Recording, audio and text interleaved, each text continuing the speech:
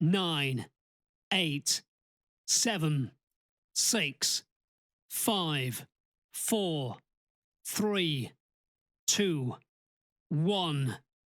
Now live. 89.5 WSKB.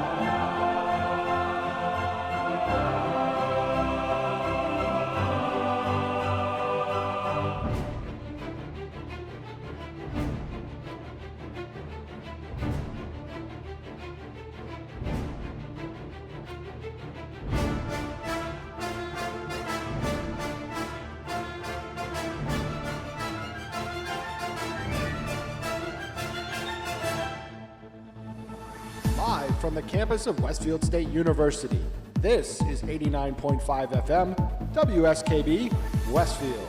Support for the community programming of WSKB is provided by Westfield Bank.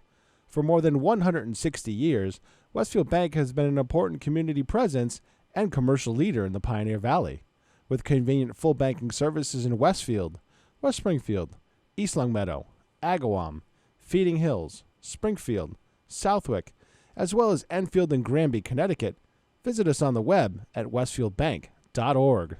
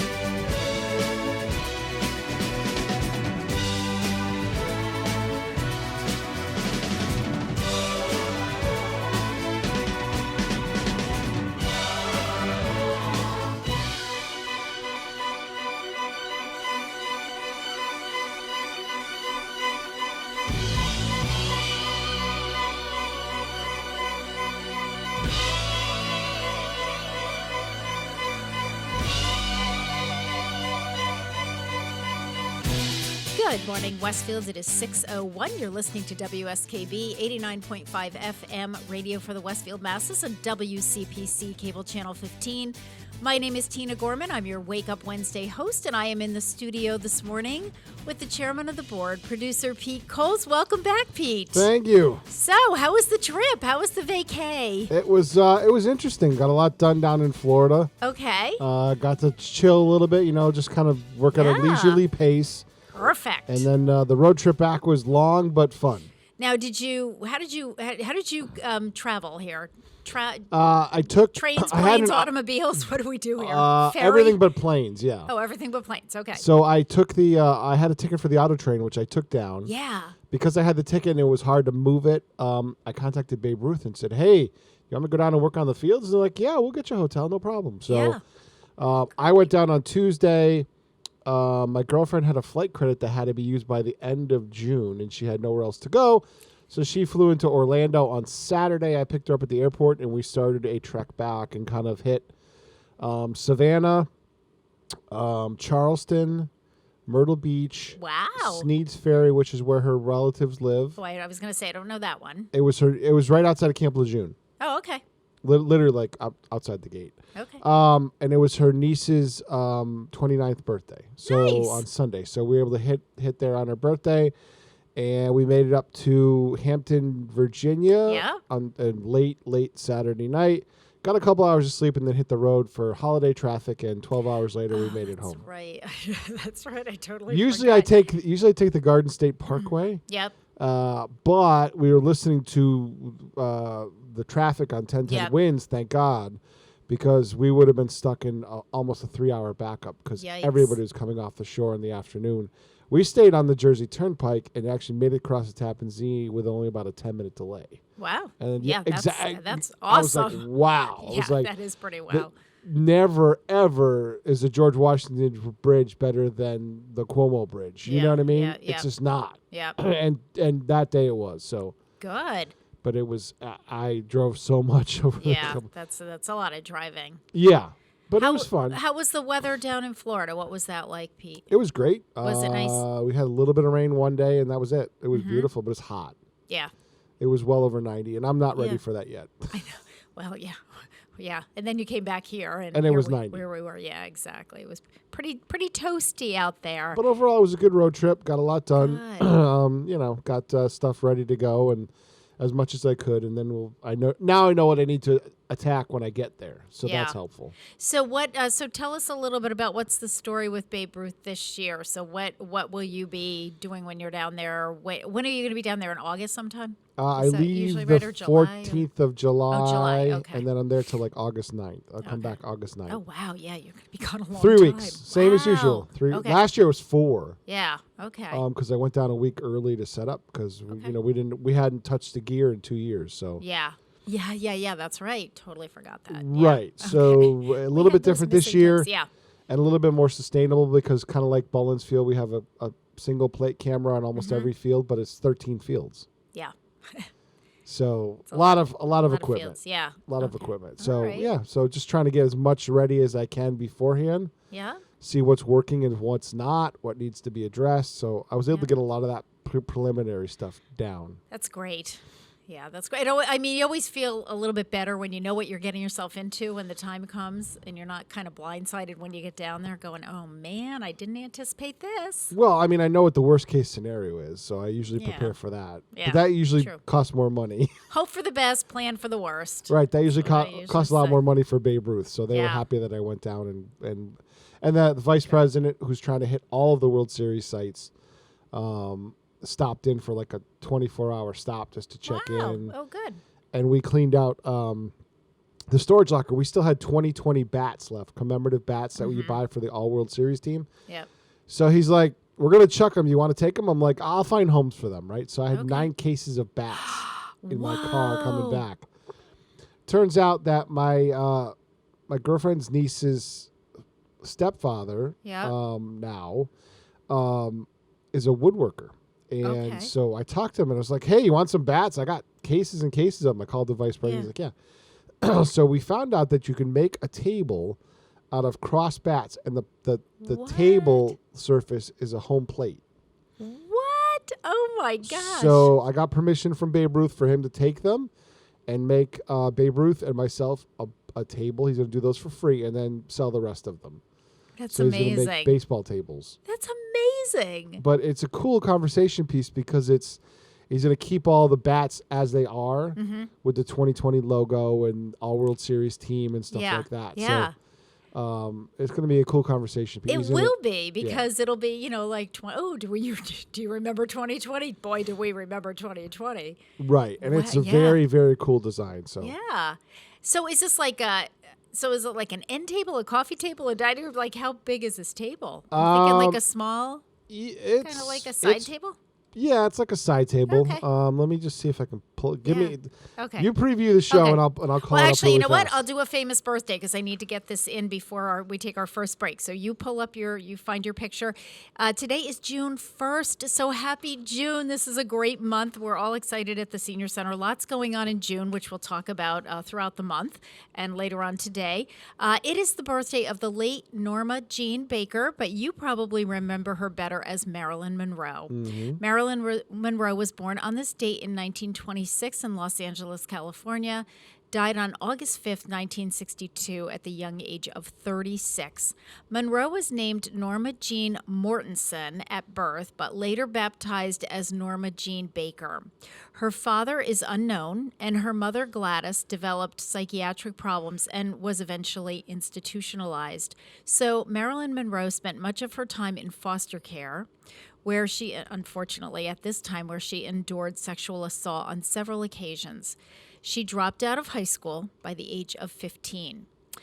She had a way out through marriage, and she actually wed sort of the boy next door, who was a merchant marine. His name was Jimmy Doherty, and she married him in 1942 at the age of 16, and that really was just to get out of the house. She dreamt of becoming an actress, and when her husband was sent to the South Pacific, Marilyn Monroe began working in a munitions factory in Van Nuys, California, and it was there that she was first discovered by a photographer.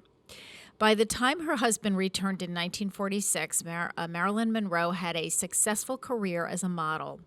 That year, she signed her first movie contract.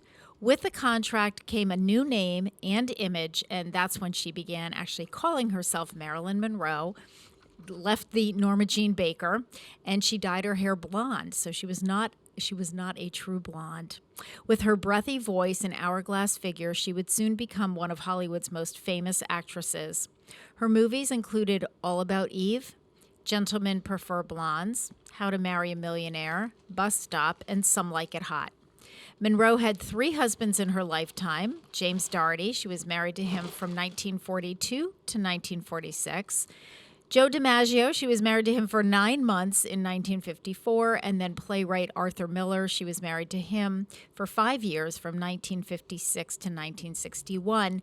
She also was remembered for her romantic relationships with Marlon Brando and Frank Sinatra, to name just a few. Marilyn Monroe died at her Los Angeles home on August 5th, 1962, at the age of 36. An empty bottle of sleeping pills was found by her bed. The cause of her death was officially ruled a drug overdose. So happy birthday to the late Marilyn Monroe. And still never been decided whether it was she was helped or not. That is correct. They're not sure if it was a, assisted suicide, murder, whatever, but officially it was ruled. All right, so there's the table. That's what he wants to make. Okay, now, oh boy, that is so not what I had in my head. That is so cool. That was the one that he showed me that he really wants to make, and we're going to put a softball. Oh my! In the crux there. That is totally not what I had in my head. That is so cool. Oh, my God. He can make a ton of those. I mean, you gave him like how many? I'm thinking, I think there was like about, if all 5 boxes were full, there's probably like 30 bats in there. Okay. So you can make like 10 tables. Yep. Well, one of them's promised to Babe Ruth because they have, in headquarters, they have the lobby area is all Babe Ruth memorabilia donated by his family and his widow and everything. So great. great. And then there's other league memorabilia, but Yeah. but that would be cool because it'd be a conversation piece of the season that was Absolutely. The season wiped out that by wasn't. COVID. Yeah, the season that wasn't.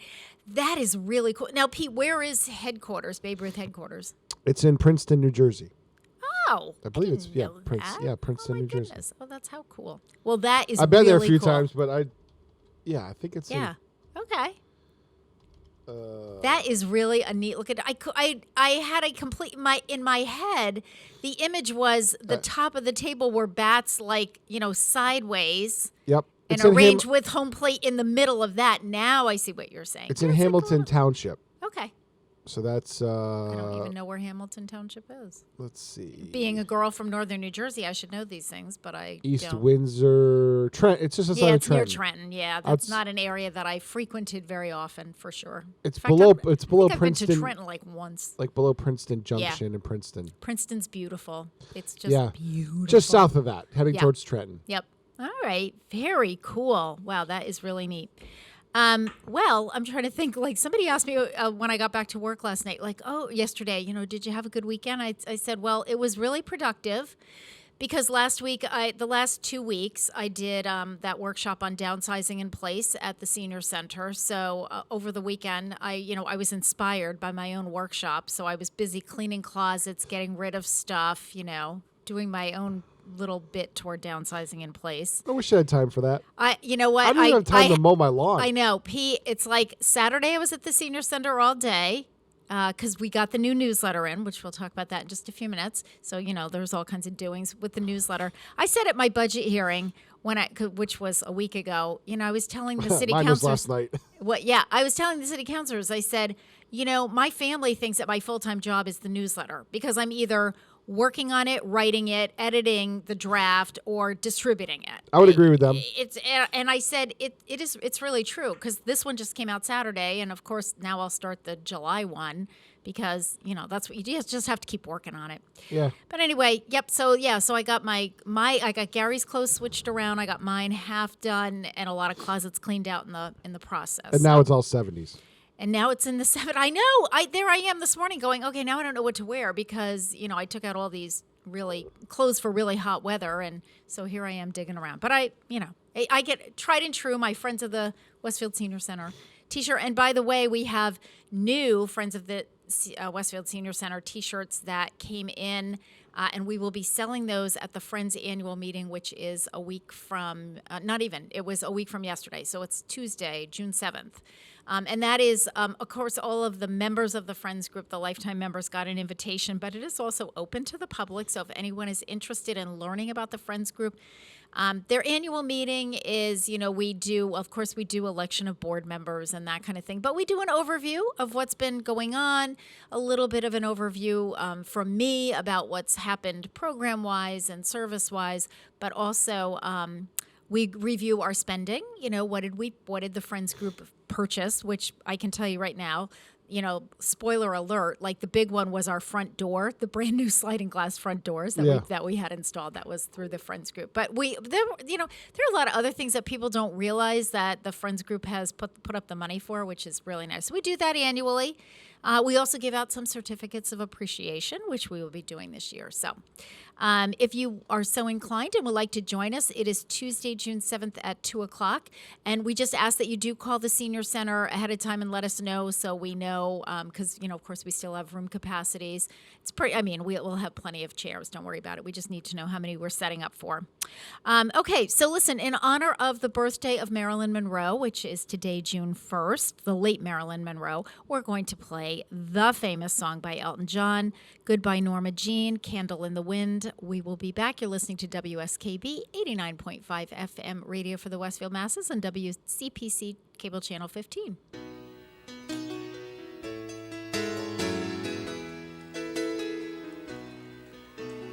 Goodbye, Norma Jean, though I never knew you at all. I've had the grace to hold yourself. Those around you crawled out of the woodwork, and they whispered into your brain. They said you on the treadmill, and they made you change your name. Seems to me you lived your life like a candle in the wind, never knowing who to cling to when the rain set in. I would have liked to have known you, but I was just a kid. Your candle burned out long before your legend ever did.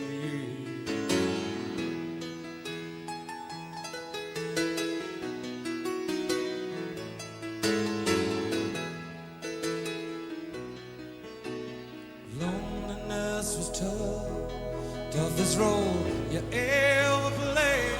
Hollywood created a superstar, fame with the prize to pay. Even when you died, oh, the press still hounded you. All the papers had to say was that Marilyn was found in the news.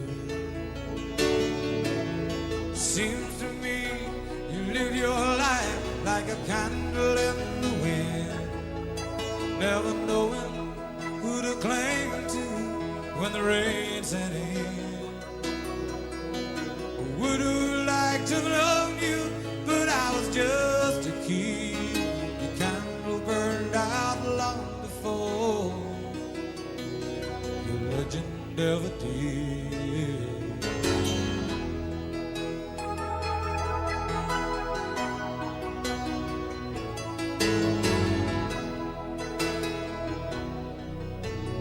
Goodbye, Norma Jean. Though I never knew at all, you had the grace to hold yourself when those around you crawl. Goodbye, Norma Jean. From a young man in the 22nd row, we see you as something more than sexual, more than just our Marilyn Monroe. Seems to me you lived your life like a candle in the wind, never knowing who to cling to when the rain set in. And I would have liked to have known you, but I was just a kid. Candle burned out long before the legend ever did.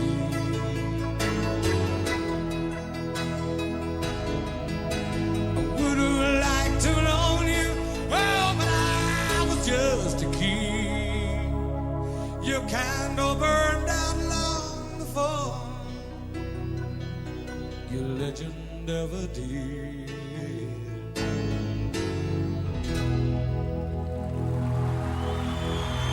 Support for community radio and WSKB provided by Westfield Electroplating. Employing over 140 skilled platers, painters, and technicians, Westfield Electroplating was founded in 1946 and was the first company in the country to achieve National Aerospace and Defense Contractor Program accreditation, proudly maintaining that status for over a decade.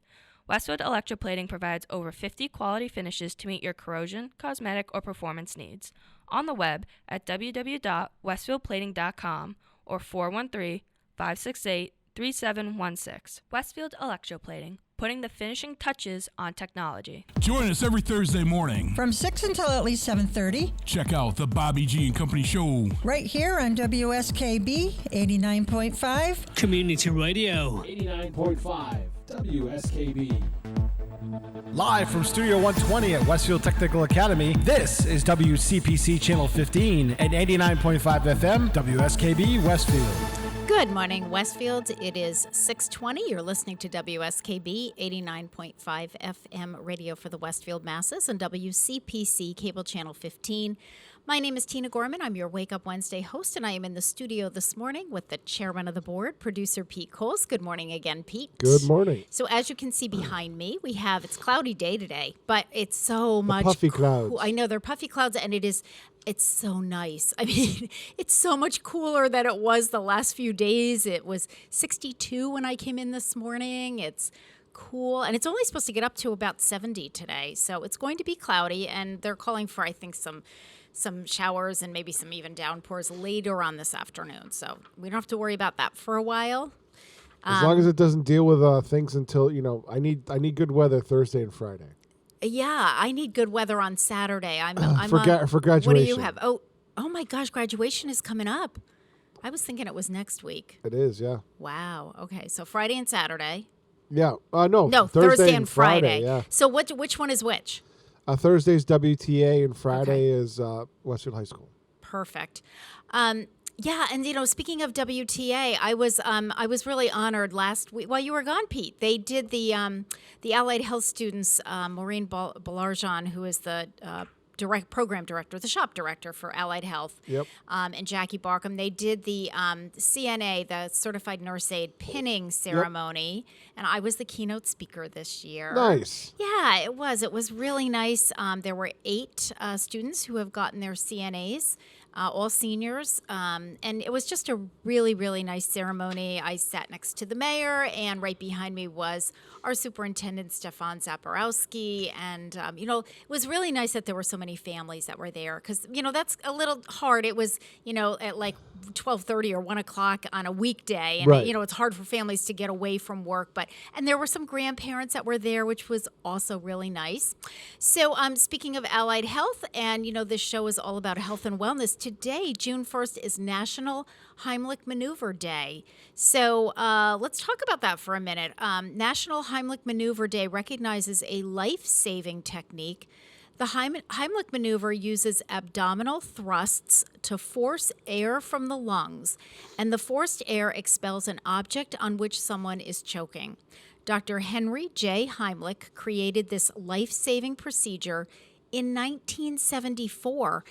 I have to admit, Pete, I thought this was way older than 1974. No. I didn't realize that. Yeah, Yep. you would know because you've done a lot with, trained dispatch and trained for it a lot. EMTs. Yeah. So according to the National Safety Council, in 2015, over 5,000 people died from choking. Since certified instructors teach the Heimlich procedure, the American Red Cross and other organizations include the training as part of their first aid and CPR courses. That's how I learned the Heimlich. Is we have to become certified for CPR at the senior center every 2 years, and it's just part of that training. Being trained to administer the Heimlich maneuver properly may save a life. Courses also teach you how to identify possible choking, how to offer assistance, and correct administration of the procedure. There are also modified approaches for young children. Each person trained means the potential for a saved life. While first responders, law enforcement, nurses, physicians, and those in elder and child care and those in high-risk jobs are required to receive training, anyone can receive training. You may make a difference in someone's life dining next to you or even someone you know.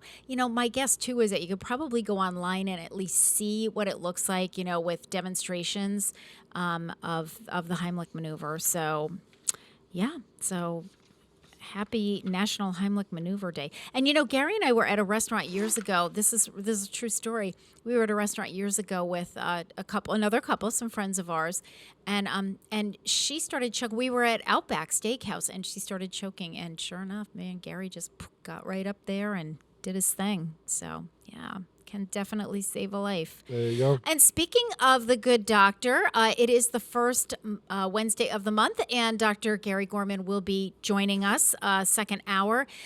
June is National Men's Health Month. And so I asked Dr. Gorman if he would kind of focus on issues that are unique to men. So, problem areas health-wise that are, men are particularly prone to, either physically or psychologically, which he'll kind of get into that a little bit. But it should be a really good addition. So make sure that you stay tuned. He'll be joining us a little after 7 o'clock. Today is also the birthday, June 1st. We said it was the birthday of Marilyn Monroe. It's also the birthday of just one of my favorite actors. It is the birthday of Morgan Freeman. He's 85 years old today, so he officially joins the ranks of, we call that the old in geriatric terms. So we have the young old, that's 65 to 74, and then we have old, which is 74 or 75 to 84, and then old. So he's hitting that old category. Born on this date in 1937 in Memphis, Tennessee. As a kid, Freeman spent a good portion of his time scraping together enough money to go see movies, where he formed an early admiration for actors like Gary Cooper, Spencer Tracy, and Sidney Poitier. It was by chance that Freeman himself got into acting. And I love this story. He was in junior high school, so probably one of those like 13-year-old smart aleck kids. And as punishment for pulling a chair out from underneath a girl he had a crush on, Freeman was ordered to participate in the school's drama competition. To his surprise, and probably school administrators, the 12-year-old proved to be an immediate natural on the stage. After years of small parts and limited success, his big break came in 1967. Morgan Freeman landed a part in an all-African-American Broadway production of Hello, Dolly, which starred Pearl Bailey. Some national exposure followed in 1971 when he started appearing regularly on the television show The Electric Company, which was a PBS, a public television-produced children's TV show that focused on teaching kids how to read. And that show was the starting point for others like Rita Moreno, Joan Rivers, and Gene Wilder. When the show was canceled, there were more years of struggling for Morgan Freeman, but in 1987, Freeman's fortunes changed when he was cast in the film Street Smart, which placed the actor on the screen as the volatile pimp Fast Black. The role proved a huge success for Morgan Freeman, earning him an Oscar nomination for Best Supporting Actor. 2 years later, he earned more acclaim, a Golden Globe Award for Best Actor, and a second Oscar nomination as the kind-hearted but stubborn chauffeur in 1989's Driving Miss Daisy. That same year, he also starred in Glory, a drama about the 54th Massachusetts Infantry Regiment, which was one of the first recognized African-American units in the Civil War. By the 1990s, Morgan Freeman was riding high in his career, starring in such big-budget films as The Shawshank Redemption, Seven, and Deep Impact. Other films include $1 Million Baby, The Bucket List, and Red, but there was a whole bunch of other films for Morgan Freeman. Did you ever see The Shawshank Redemption, Pete? Yes. That's on Gary and my top list of top 10 movies ever. I just thought that was such a great story, and Morgan Freeman played really such a great part in that film. So if you haven't seen it, there's one scene that's, a little bit violent that you might want to close your eyes for, but other than that, it's a great flick. So by all means, check it out. All right, it is 6:29. You're listening to WSKB 89.5 FM radio for the Westfield masses and WCPC Cable Channel 15. We're going to listen to, in honor of National Heimlich Maneuver Day, we're going to listen to The Fray singing How to Save a Life. We'll be back.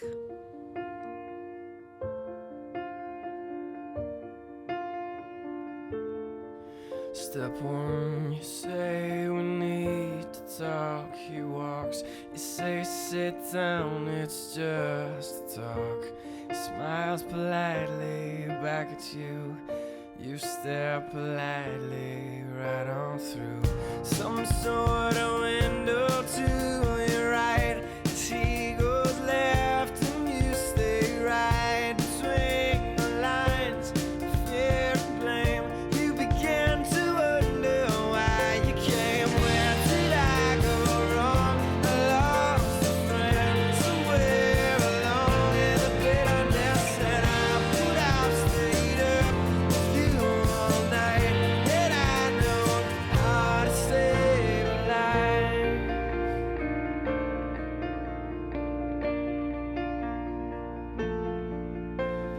Let him know that you know best, 'cause after all you do know best. Try to slip past his defense without granting innocence. Lay down a list of what is wrong, the things you told him all along. Pray to God he hears you, and pray to God he hears you. And where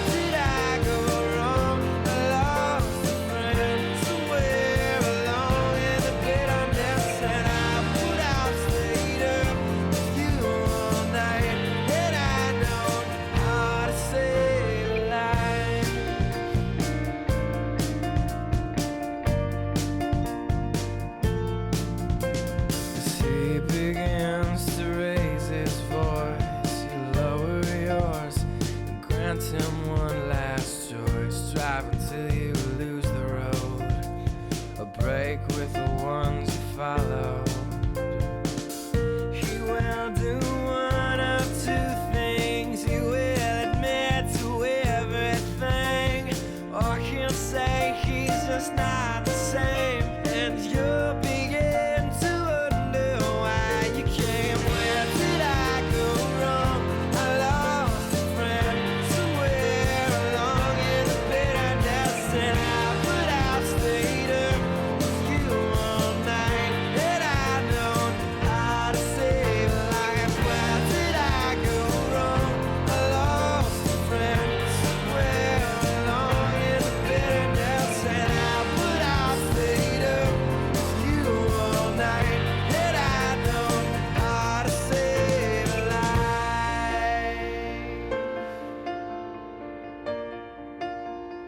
How to save a life.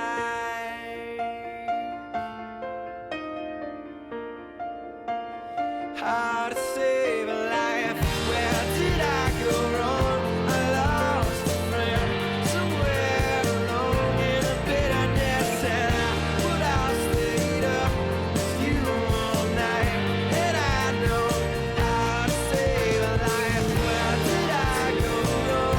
I lost a friend somewhere along in the bitterness, and but I stayed up with you all night, and I know how to save a life.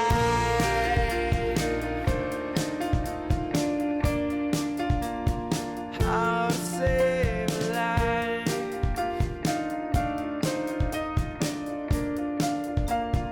How to save a life.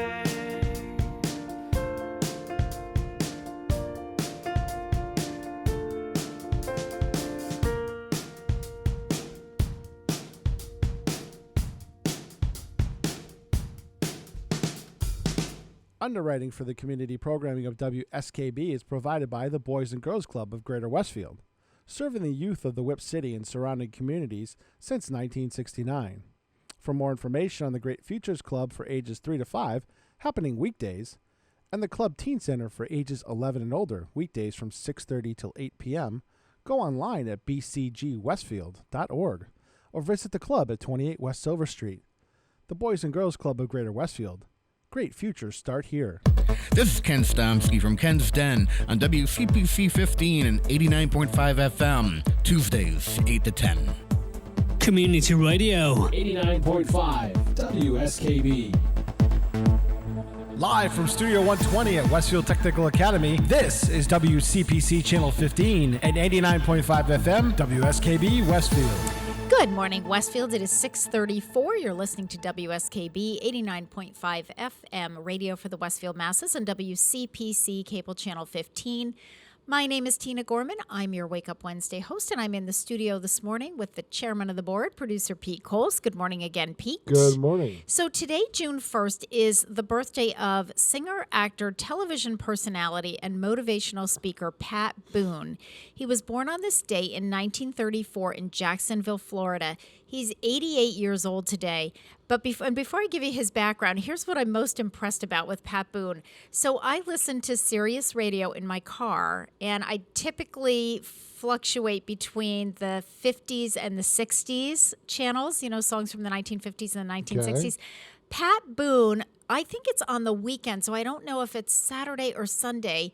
On the 50s channel, he can hit this guy, 88 years old. I didn't realize he was 88. He hosts, a show, and it's like a couple hours, and it's, it's 50s music. Obviously, it's on the 50s station, but he'll, talk about the background of the singer or the group or whatever, and oftentimes how, he knew them, and it's really a great segment because he, I love all that little trivia stuff that he talks about. But I had no idea he was 88 years old and he's still doing this. I mean, that's what I want to be. I want to still be doing stuff when I'm 88, like, productive work-related stuff. How cool. So Pat Boone was a successful pop singer during the 1950s and early 1960s, and obviously that's why he knows so much about all these other performers from the 50s. He sold more than 45 million records. He had 38 top 40 hits, and he appeared in more than 12 Hollywood films. According to Billboard, Boone was the second biggest charting artist of the late 1950s, behind only Elvis Presley. At the age of 23, Pat Boone began hosting a half-hour ABC variety television series. It was called The Pat Boone Chevy Showroom, which aired for 115 episodes. It was on from 1957 to 1960. Many musical performers, including Andy Williams, Pearl Bailey, and Johnny Mathis, made appearances on the show. His cover versions of rhythm and blues hits had a noticeable effect on the development of the broad popularity of rock and roll. I love this. Elvis Presley was the opening act for a 1955 Pat Boone show in Brooklyn, Ohio. So Elvis was like backing up Pat Boone, which is a riot. Many of Boone's hit singles were covers on hits from black rock and roll artists. These included Ain't That a Shame by Fats Domino, as well as Tutti Frutti and Long Tall Sally by Little Richard. As a conservative Christian, Pat Boone declined certain songs and movie roles that he felt might compromise his beliefs, including a role with sex symbol Marilyn Monroe, who shares a birthday with him. Right.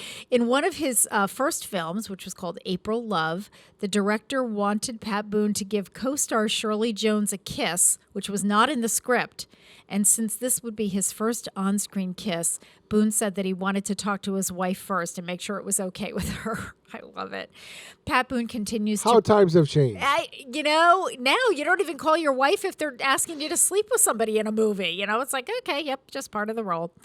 Pat Boone continues to perform and speak as a motivational speaker, a television personality, and a conservative political commentator. So happy 88th birthday to Pat Boone. So I managed, you'll notice as we go along here, so I managed, that tied in Elvis Presley. We're going to do an Elvis Presley song, tied into Marilyn Monroe. Of course, we did a Marilyn Monroe song because of, it being her birthday. So we got all kinds of overlap going on here today, right? Of which I am very proud.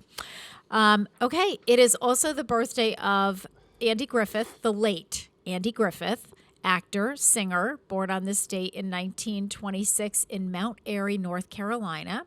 Andy Griffith lived to be 86 years old. He died back in 2012. Andy Griffith hit stardom in the late 1950s, acting in film, television, and Broadway productions, while also creating, this threw me, albums of comedic monologues. So he's like a stand-up. You knew that? I didn't realize that. Oh, yeah, he was a huge comedian, yeah. Yeah. Griffith's 1960 guest performance as a small-town mayor on the sitcom Make Room for Daddy, starring Danny Thomas. Do you remember? That was before your time, Pete. But I remember the show, yeah, I remember Make Room for Daddy. That was a big hit when I was a kid. Led CBS to give him his own sitcom. So he had a small role there. Thank you. The Andy Griffith Show, in which he played the gentle, philosophical small-town sheriff Andy Taylor. Remember, like Aunt B and Otis the drunk, yep, and the barbershop guy whose name I can't remember. The show was a tremendous success, consistently ranking among the most popular sitcoms during the entirety of its 8-year run. Don Knotts co-starred from 1960 to 1965. As Taylor's high-strung deputy sheriff, Barney Fife. The young Ron Howard also co-starred, as the sheriff's red-haired son, Opie. In 1983, Griffin was stricken with Guillain-Barré syndrome, a crippling muscular disease that left him partially paralyzed for 3 months. After 6 months of private rehabilitation, he made a full recovery and was able to return to acting. He made a triumphant return to TV stardom in 1986 as the title character in the courtroom drama series Matlock, in which he played a crafty, good-natured lawyer in Atlanta, Georgia. The show aired during prime time on NBC from 1986 to 1992. And then I didn't realize it switched. It was on NBC, and then it moved to ABC. Yeah, it got canceled and picked up by ABC. That's unusual that, that happens. And then it ran for another 3 years on ABC. So happy birthday to the late Andy Griffith. He was his. I just Bet you didn't think I had the second one. I didn't think you had the second one. I figured you'd find the first one. I said I'm gonna hear that whistling, but yeah, nope, didn't think you had the second one, Pete. And finally, we'll do one more birthday before we take a break. It's the birthday of religious leader and politician, the late Brigham Young, born on this date in 1801 in Whittingham, Vermont. He passed away at the age of 76 in 1877. It's a pretty good run for that time period. You know what? I thought the exact same thing. Well, he was born in Vermont, and he actually grew up in New York State before he moved out to the Utah area. But Brigham Young was the second president of the Church of Jesus Christ of Latter-day Saints from 1847 until his death in 1877, so 30 years. During his time as church president, Young led his followers, the Mormon pioneers, west from Novo, Illinois to the Salt Lake Valley in Utah. He founded Salt Lake City and served as the first governor of the Utah Territory. Brigham Young also worked to establish the learning institutions, which would later become the University of Utah. I did not know that. And of course, Brigham Young University. A polygamist, by his death in 1877, Brigham Young had married 55 wives. 19 had predeceased him. 10 had received divorces, also uncommon for that time. 4 are unaccounted for, and 23 unaccounted for, and 23 survived him. 17 wives received a share of his estate, while the remaining 6 apparently had non-conjugal roles. Today, the practice of polygamy is strictly prohibited in the church, as it has been for over 120 years. But still practiced by some. But that is true. There's been shows about it. Yes, exactly. Sister Wives comes to mind. Yeah, it's the first one that I think of. Yeah, exactly. So, but I have to say, the thing that I love about Brigham Young, I just think he has the coolest name ever. I love that name. Unaccounted for. I know, really, right? What? All right. It is I know, right? It is 6:44. You're listening to WSKB 89.5 FM, radio for the Westfield masses, and WCPC, cable channel 15. Let's listen to, in honor of the birthday of Morgan Freeman and one of my favorite movies, Gary and my favorite movies, which is The Shawshank Redemption. We're going to listen to Elvis Presley, which tied into Pat Boone, singing Jailhouse Rock. We'll be back.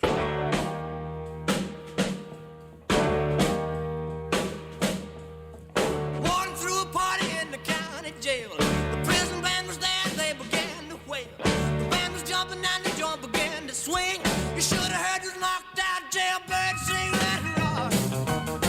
Everybody let it rock. Everybody in old cell block was dancing to the jailhouse rock. Spider Murphy played his tenor saxophone. Little Joe was blowing on the slide trombone. The drummer boy from Illinois would crash, boom, bang. The whole rhythm section was a purple gang, let it rock. Everybody let it rock.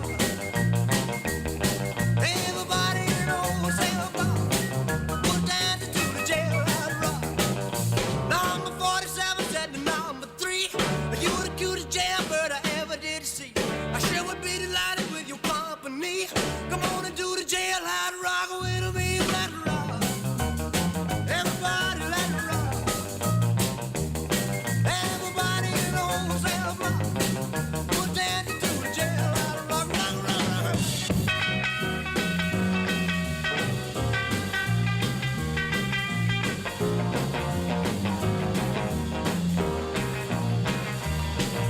Sad sack was sitting on a block of stone.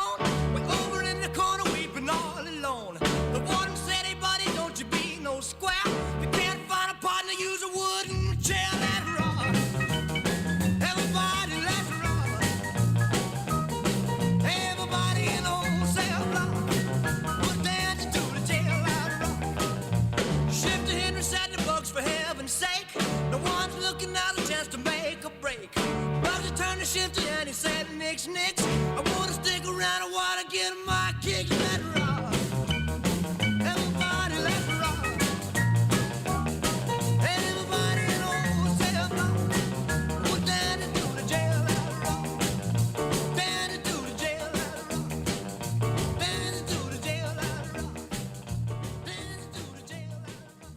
Support for the community programming of WSKB is provided by the Barnes & Noble College Bookstore in the Ely Campus Center, offering Westfield State t-shirts, sweatshirts, and gift merchandise, all of your academic needs, and offering textbook materials in new, used, ebook, and rental formats. Available at the bookstore on campus or online at westfieldstate.bncollege.com. This is Ken Stomsky from Ken's Den on WCPC 15 and 89.5 FM, Tuesdays, 8 to 10. Community Radio. 89.5 WSKB. Live from Studio 120 at Westfield Technical Academy, this is WCPC Channel 15 and 89.5 FM, WSKB Westfield. Good morning, Westfield. It is 6:47. You're listening to WSKB 89.5 FM radio for the Westfield masses and WCPC Cable Channel 15. My name is Tina Gorman. I'm your Wake Up Wednesday host, and I'm in the studio this morning with the chairman of the board, producer Pete Coles. Good morning again, Pete. Good morning. I feel like I was, kind of dancing around here, so Jailhouse Rock kind of woke me up. You know, it was a bigger Morgan Freeman thing for me than Shawshank. Okay, what? Was him playing God. Twice. Oh, he had the perfect voice for that, too. In the Almighty series. Yeah. Bruce Almighty and Evan Almighty. Yes, exactly. Thank you for mentioning that, because as I said, Pete, he had a slew of movies. I mean, when I started, I was like, okay, I can't mention every single one, but yeah, and that, yeah. Who knew he could have been comedic as God twice? I know, right? And he was funny in that role. Yeah. He was just, he's just a great actor. All right, folks, here we go. June edition of the newsletter, the one that I spend my life writing and editing and doing everything but the layout. But this is the June edition, and you'll notice that the colors. So thank you to Jim Johnson Corwin over at the Westfield News, the Springfield Republican / Westfield News, because Jim does the layouts for the paper. And he noticed that on the front page, we are supporting Ukraine and doing a collection, which I'm going to talk about in just a second. So he asked me if it would be okay if he did the Ukrainian colors in the June newsletter. For this one time? Yeah, I thought that was just like a great idea. Well, he can change the colors to whatever he wants to do. Right. And he said, how about if I do that since you put it on the front page? And I said, oh my God, that's awesome. So we are doing a collection. We have flyers that we'll be distributing. But we are collecting. We are working with which is the Westfield's Full Gospel Church. I wanted to make sure I got the title right, on Union Street on this one. So we're not. I mean, they have a long laundry list of things that they're collecting. We're focusing in on mostly hygiene products and some kind of medical stuff. So we have the list at the Senior Center, but these are the things that we're collecting throughout the month of June: body wash, soap, shampoo, deodorant, pads, toothbrush, toothpaste, floss, lip balm, cotton balls, safety pins. Somebody asked me yesterday, and I didn't have an answer for this, why safety pins. We're thinking maybe the hospitals are using those. Bandages, cough and cold medications, just over-the-counter stuff, obviously unopened, folks. Aloe vera gel, antibiotic ointment and wipes, hydrocortisone cream, and individual packets of wet wipes. So any of those items, I can tell you what we do not need. We don't need razors. We had a huge donation from a local business, and that is on the list, but we have boxes of those that we're going to send, but we're not allowed to send any shave cream for whatever reason. They don't want the aerosol cans. So, but any of these other things, body wash, soap, shampoos, any of that, deodorant, would be great. So we have a basket at the Senior Center right near the greeter's desk. You can feel free to drop off your items. If you would rather just come through the lunch line and drop off items, if you're having lunch, that's great. If you're not picking up a lunch, if you drive through it around 11:30, it's there won't be any wait or anything. Other than if you do it on the 16th of June, because we're having a big fat celebration on the 16th of June outdoors, but any other day you could just drive through the line at around 11:30. So we're hoping that you support us. I have to give credit to my outreach coordinator, Joanne Ortegas. This is her brainchild, and she will be doing the legwork on throughout the month. We'll box things up throughout the month and get them over to the Full Gospel Church. All right, so if you want to know how you can get a copy of the newsletter, first of all, it is online. So if you are computer savvy, just go to the City of Westfield website, under departments, click on Council on Aging. It's right there. And you just, as soon as you click on Council on Aging, we made that the first thing you see. You can just click right onto the newsletter. So a lot of people are getting it that way. At the other 24/7, you can come up to the senior center. There's a bin outside the front door. It's tan. It's got a green top to it, a fern green top. Looks like one of those big plastic containers that you keep your patio cushions in, furniture cushions in. And there are plenty of newsletters in there. It's also available at all of the local pharmacies, Walgreens, Stop and Shop, CVS, the Athenaeum, and we kind of it's my activities aide Agnes Fleming is my newsletter distributor extraordinaire. So she was out yesterday, and also all the senior housing complexes, East Mountain View, General Shepherd, the Housing Authority on Alice Burke Way they all have the new newsletter. So feel free. All right, so our big stinking deal that we're doing, our big party that we're doing in June at the Senior Center, we're calling it Happy Everything June Curbside Luncheon. It will take place on Thursday, June 16th. Now, normally we do indoor dining, but we're doing it outside, so it'll be curbside. This is going to be a really great celebration. We are honoring our fathers because June is Father's Day month, so we'll be honoring our fathers, grandfathers, godfathers, and father figures. Mayor Mike McCabe turns 60 in June. He will officially be a Massachusetts older adult. Oh, boy. A reason to celebrate. He will, of course, tradition has it, you turn 60 and you have any affiliation with the Senior Center, you have to fill out a My Senior Center form because now you're going to be... You're going to make him do it right there? I can't make him do it right there because he will not unfortunately be at the party. He's going to be away. But I was thinking that if I could get a cutout of him, I thought I might do that. But we are still celebrating his turning 60. Talk to Matt before you leave in the shop. Maybe he can make something. Ooh, that would be so great. Yes, I need a poster or a cutout or something like that. That's vinyl a banner. Great idea. Vinyl, I'll take whatever. Yeah. So McCabe turned 60. Mayor McCabe turned 60. I will be turning 65. Pete, I got my Medicare card in the mail while you were gone. Good Lord. I know, right? So, yeah. So that's a big deal. Karen Noblet, as I'm sure the word is out now, Karen Noblet is retiring at the end of the month. Now, I told Karen she could not retire until she got me all set up with Medicare, which she did. So now she can retire. Her last day will be June 30th, and I can't even talk about that because I'll get all weepy and choky and everything. But, Karen has been with the city for 20 years. She was there a few years before I came on board. So I inherited her. I always talk about the people that I inherit, the staff I inherited and the staff that I hired. And Karen was one of my inheritance employees. She has been helping people with Medicare, navigating all of that health insurance, confusing stuff and all those plans, and fuel assistance and SNAP benefits and the brown bag program. And she is kind of irreplaceable, but we will see what we can do. So we are going to recognize at our June 16th party Karen's retirement. And June is Pride Month, so we are also going to be celebrating Pride Month. So we have all kinds of things that we're celebrating. So here's what we're going to do. The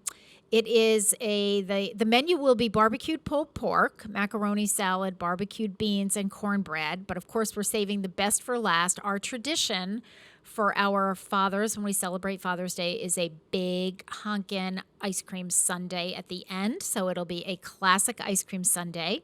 We'll be outside. It'll be curbside. So make sure that if you pre-register for lunch on that day that you bring a cooler in case it's a really hot day to keep your ice cream sundae cold. And you can have it either, when you get home after lunch, or you can save it and have it that evening.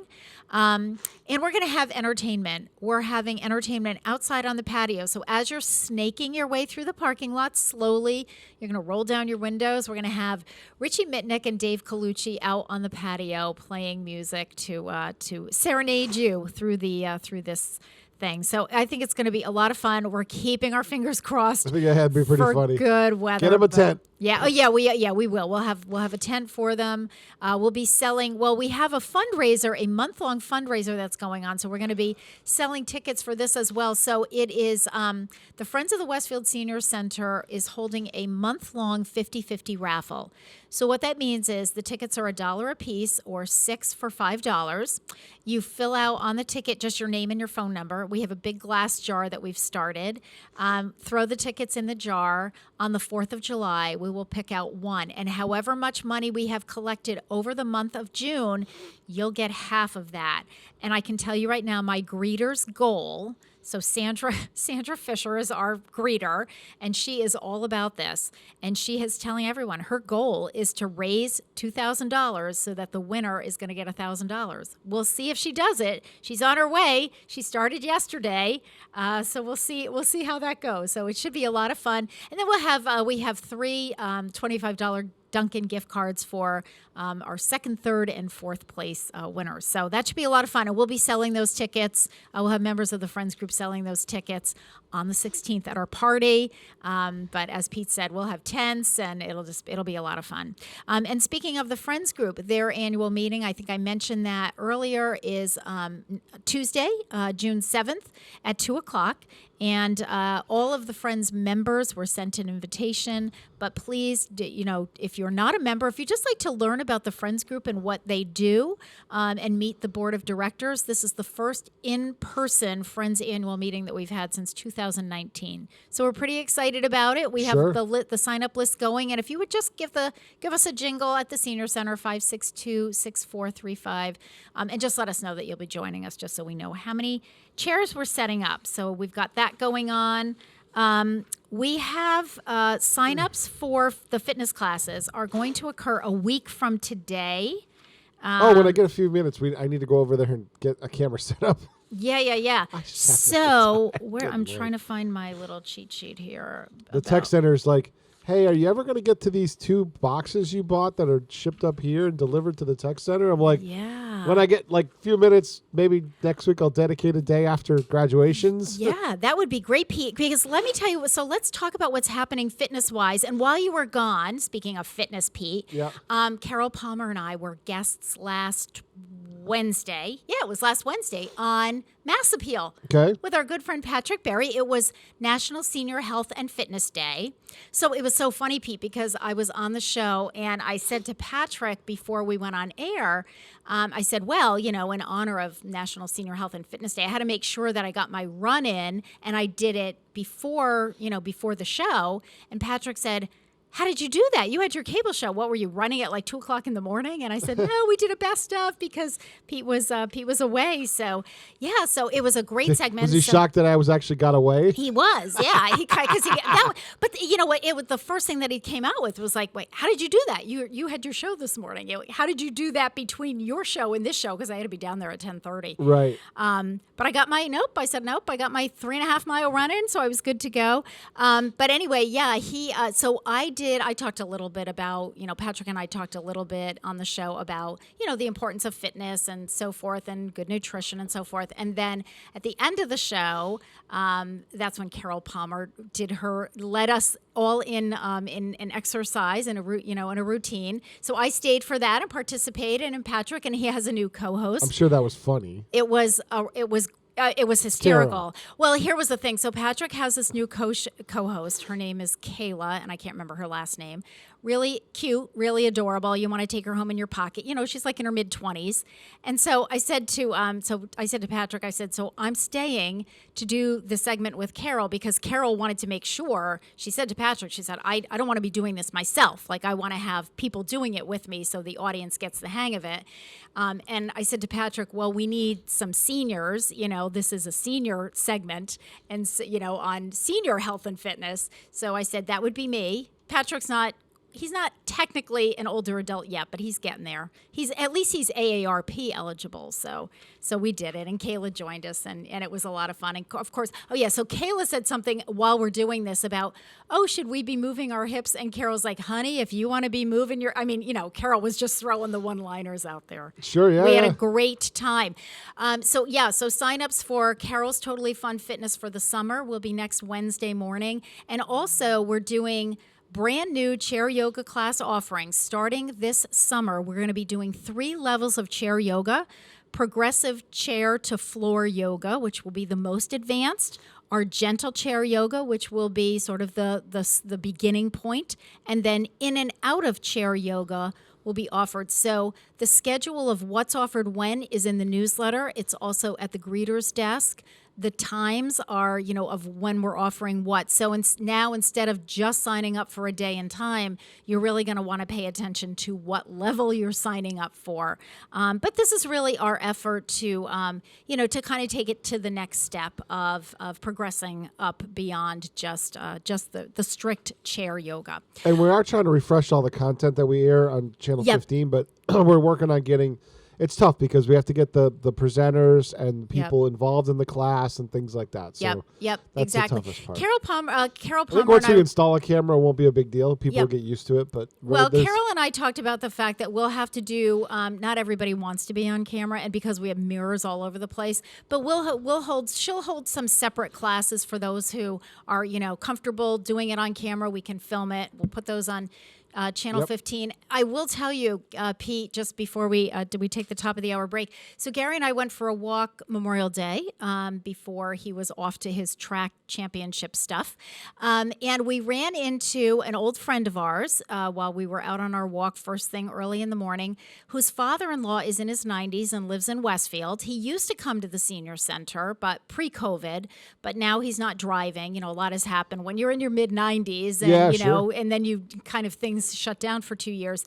But Paul was telling us that he said, I was at my father-in-law's last week, and he is faithful about watching Gary and Grace's exercise program on Channel 15. Nice. Paul said, I saw you, doing the exercise program. I was at my father-in-law's, and he always has it on. And it's so funny to me. Like you never know. I was like, well, there you are. All right. On that note, and speaking of Dr. Gorman, he'll be joining us in just a few minutes. It's 7:03. You're listening to WSKB 89.5 FM radio for the Westfield Masses and WCPC cable channel 15. We'll be back.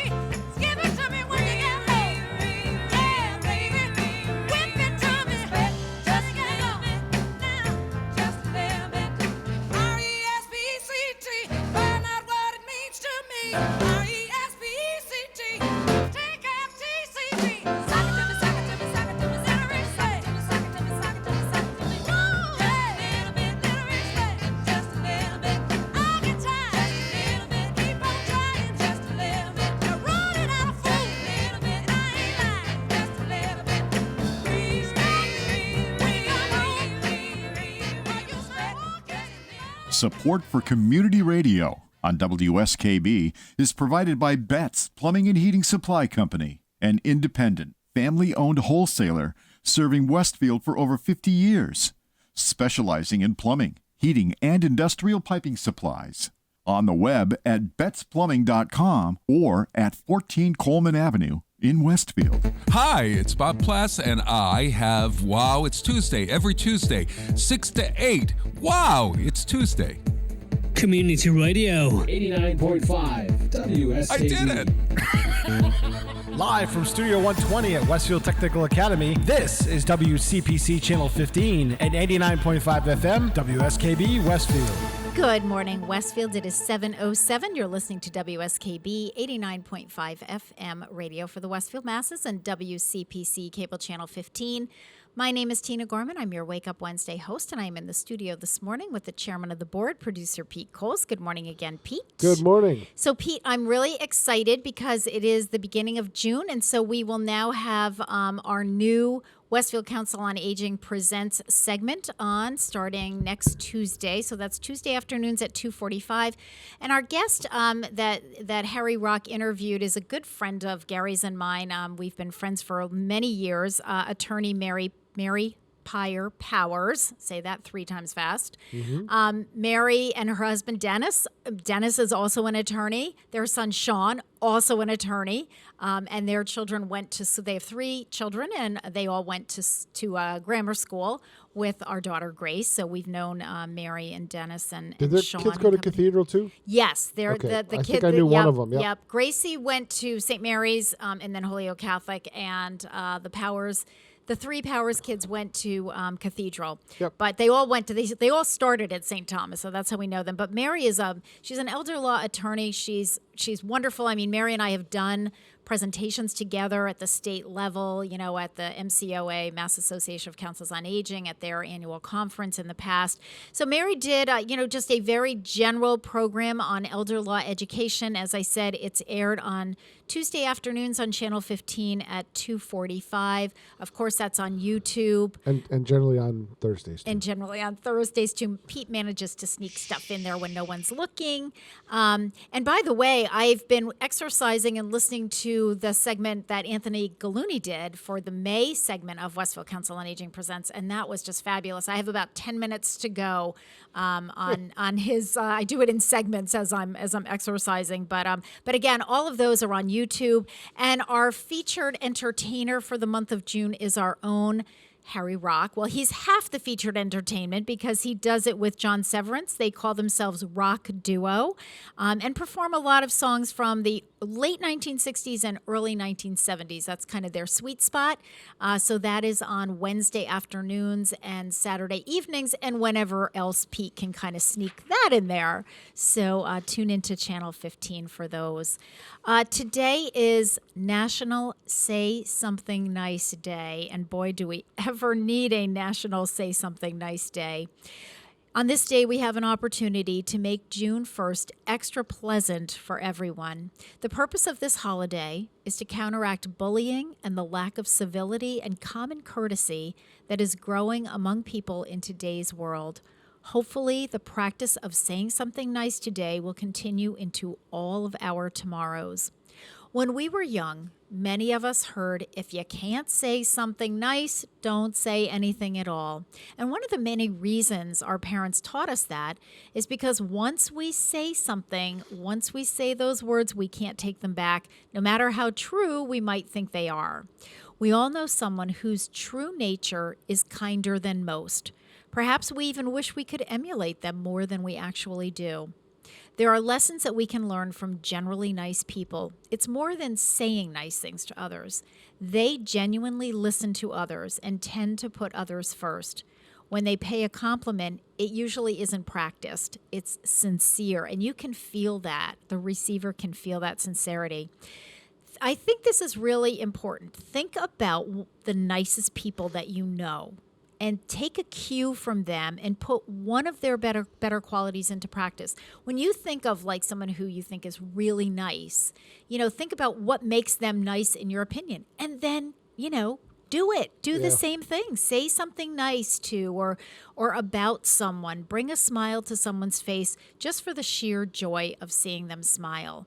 Seek no reward other than knowing that someone's day is better because a nice word was said. I have really, over the last, I think since COVID, I've really tried to do that with my staff.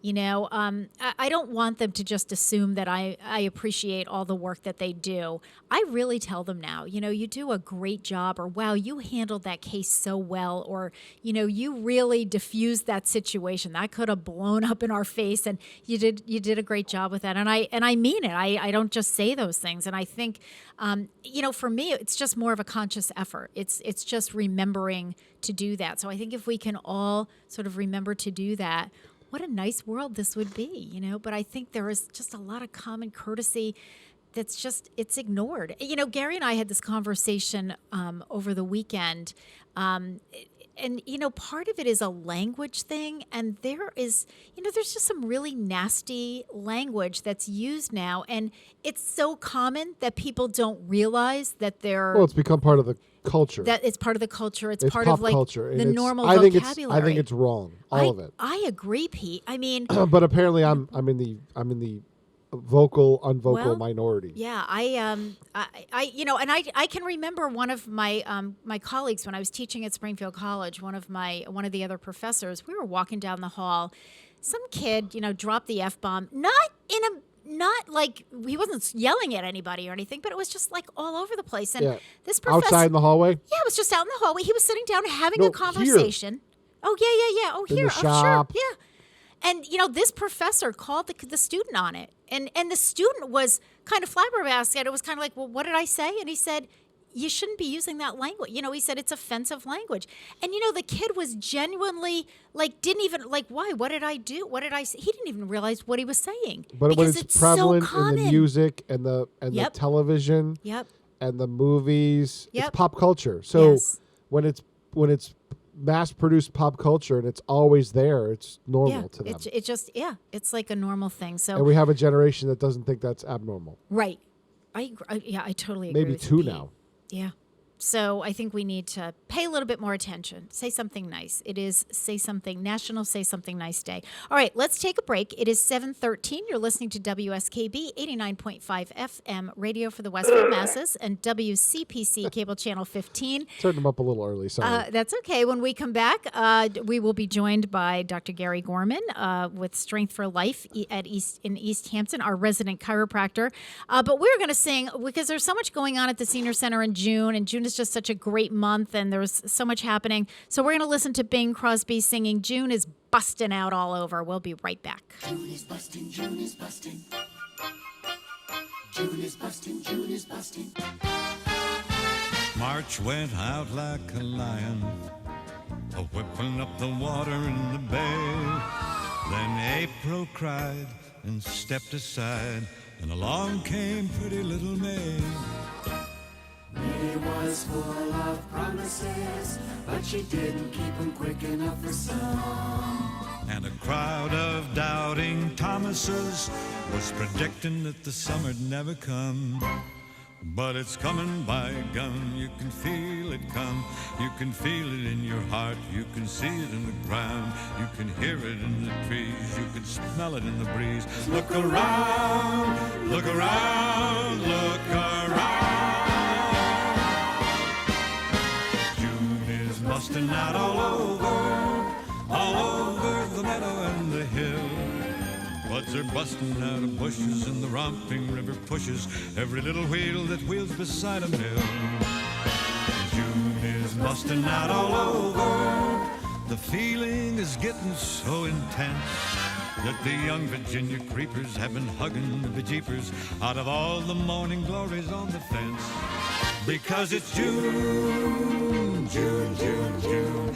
Just because it's June, June, June. June is bustin', June is bustin'. June is bustin', June is bustin'. June is bustin' out all over. The saplings are bustin' out with sap. Love has found my brother Junior, my sister's even loonier, and my ma's getting kittenish with pap. June is is busting out all over. Two ladies, the men are paying court. Lots of ships are kept at anchor just because the captains hanker for a comfort they can only get in port.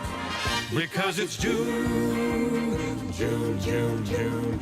Just because it's June, June, June. June is busting. June is busting. June is busting. June is busting out all over. The ocean is full of jacks and jills. With a little tail of swishing, every lady fish is wishing that a male would come and grab her by the gills. June is busting out all over. The sheep aren't sleeping anymore. All the rams that chase the ewe sheep are determined there'll be new sheep. An attitude I really won't deplore. Because it's June, June, June, June. Just because it's June, June, June. June is busting. June is busting. June is busting. Underwriting for Community Radio on WSKB is brought to you in part by Rockies. Over 30 convenient locations throughout Massachusetts, Rhode Island, New Hampshire, Connecticut, and Florida. One of the nation's largest ACE dealers. Expertise and great product selection in paint, hardware, lawn and garden. That's Rockies. Rock solid service since 1926. On the web at Rockies.com. Join us every Thursday morning From 6 until at least 7:30. Check out the Bobby G and Company Show. Right here on WSKB 89.5. Community Radio. 89.5 WSKB. Live from Studio 120 at Westfield Technical Academy, this is WCPC Channel 15 at 89.5 FM, WSKB Westfield. Good morning, Westfield. It is 7:18. You're listening to WSKB 89.5 FM radio for the Westfield masses on WCPC Cable Channel 15. My name is Tina Gorman. I'm your Wake Up Wednesday host, and I'm in the studio this morning with the chairman of the board, producer Pete Coles, and on the telephone we have Dr. Gary Gorman, chiropractor with Strength for Life in Easthampton. Good morning, Dr. Gorman. Well, good morning, Mrs. Gorman. How are you? I'm well. How are you? I am well. It's nice to talk to you. I haven't seen you in a while. I know, because we talked about the fact that that my family thinks that my full-time job is the newsletter, either writing it, getting information for it, editing it, proofing it, distributing it. Hey, Gary, now that she's got her Medicare card, can you have her slow down by 20%? Oh, Pete, if you know if you have any ideas on how to do that, please let me know. All right, we'll workshop it and we'll get back to you. Okay, that sounds good. There you go. Yeah. So Gary, this is June is National Men's Health Month. And when you and I discussed, a topic for you for this month, that was one possibility. There were many, because we're also starting yard work, and we're also starting, working out outside, and all kinds of stuff. But you really wanted to focus in on men's health, and I love that because I think it's a topic that doesn't really get enough attention. Right. So I'm going to let you kind of tell me how do you want to start this and how do you want to progress? So where's a good starting point for this topic? Well, I think I'd like to start off with just the mindset or the consciousness of being proactive as opposed to being reactive in everything. So let's take guys. Yeah, that's it. We're talking about guys. Right. You know what? Let's get back to some basics, and I'm going to start off with the easy stuff. Okay. Annual physicals. Go to your doctor once a year, get checked, get your blood work done, get your blood pressure checked, do the basics. I mean, once a year, sacrifice an hour of your time to go to your doctor and have an exam. So that way, if there's anything that's detected early, they can proceed onward to help work through the process. Okay, so that's being proactive. And Gary, what is it that the medical professionals are concerned about with men, and let's talk about men probably over the age of 45 or 50. Well, what are they looking for on when they do an annual physical? Well, I think they'll do blood work, and they'll just find out. Blood work is amazing, and that's not where my strength is in blood labs, but in taking care of my mom toward the end of her life, and I became much more aware on how the blood analysis is the window to our body, and doctors can look inside and really analyze what is going on inside our body that we would have no clue on certain simple things, iron deficiencies and anemias, and it goes on and on and on, and neoplasms and cancer cells and pathology and et cetera. And so I think just regular blood panel as a screening procedure is important. Of course, everybody, and again, personally, I feel that lipids and triglycerides and cholesterol is totally blown out of proportion. And if anybody wants to read a little bit more about it, I think they should, and become at least more educated on the other side of the argument about cholesterol is leading to cardiovascular disease, et cetera. It's an open debate. But at any rate, that is one everybody knows about. Gee, my cholesterol is elevated, my triglycerides are elevated. Well, what else is elevated? How about your fasting blood sugar levels, et cetera? So I think for men, the two biggest things are probably prostate and colon. So, I mean, you should have a colonoscopy. It usually starts off at 10-year intervals. If you have colon cancer in your family, it would be more often and probably starting off at a younger age. Prostate cancer is huge for men, so they would in their lab analysis they would have a PSA test done. That's a blood test that's done to determine if indeed the prostate is giving out. PSA means prostate-specific antigen, and that is a benchmark level. And if that's elevated, that means the prostate is not functioning efficiently, and you have to find out why. Is there prostate cancer? Do you have a prostate enlargement? What's going on with that? Okay. So that's some of the basic stuff. Those are the easy ones. All you need to do is pick up the phone, call, go see your doctor, let them go through some screening, some tests, and just to see how you're doing. Okay, so that's first and foremost. The more difficult one of being proactive is someday look in the mirror. And I mean this without being facetious. Look in the mirror and see if you like what you see. Okay? And then do something about it. So I'm gonna guess, Garrett, this is a full-length mirror that we're looking in. This is a full-length mirror. Full-length mirror. As a matter of fact, take off your clothes and look in the mirror. Okay. And see and just be honest with yourself. I think the key is being honest with yourself. Do you like what you see? Just because we are getting older, that is not an excuse to let our bodies go to hell in a handbasket and just not take care of us. Oh, I'm aging. Well, so what?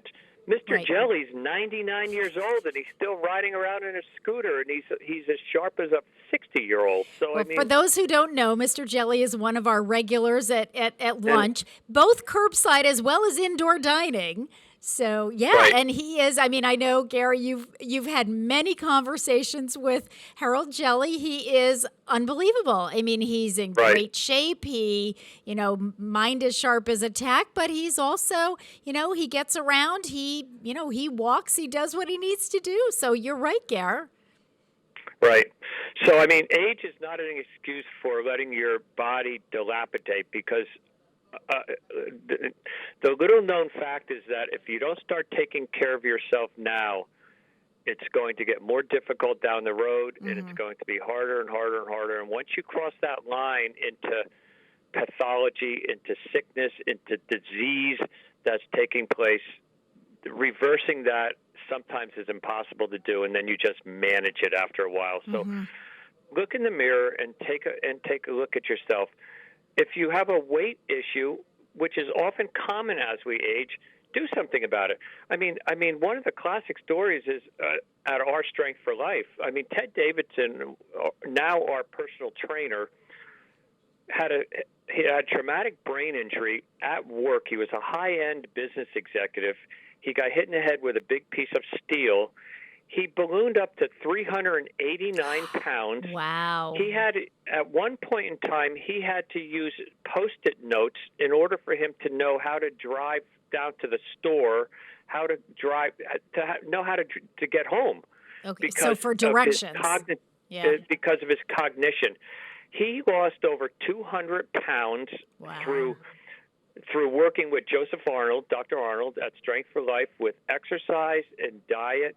He went on his own accord to take a personal trainer course. He became certified. He's now our personal trainer. He teaches our adults at Strength for Life on exercise and training. Dr. Arnold works on the nutrition and the diet component of it. So it can be done, and if you don't know how to do it, seek help how to do it. And Gary, how old is Ted?